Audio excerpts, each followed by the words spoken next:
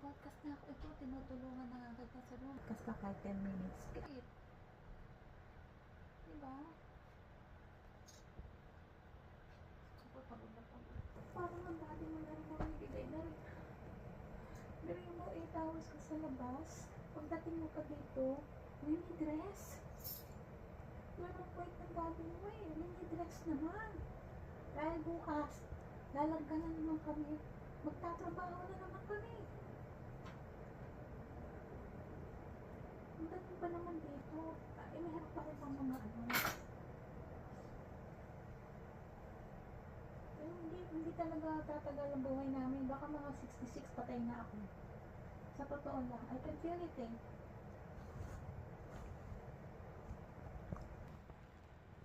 Hi, today is April 26. I'm now here with my daughter dito sa master's bedroom. She is now lying down kasi daw masama ang pakiramdam niya. No, may anemia ko, disease. Sa kanila na wala akong ginagawa.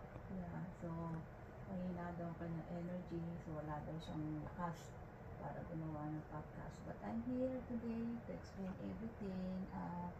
Actually, kanina I work around 6:30. Medyo hindi maganda ang weather, super lamig na naman sa labas. And we tried sana maglakad pero I disagree kasi na malamig, baka hindi ko rin kaya. Hopefully, when the weather comes, balik ulit kami maglakad ng bunso ko. But for now, just want to let you know na nag-work ako kanina 6:30. Sad to say, we have a bad news sa work namin.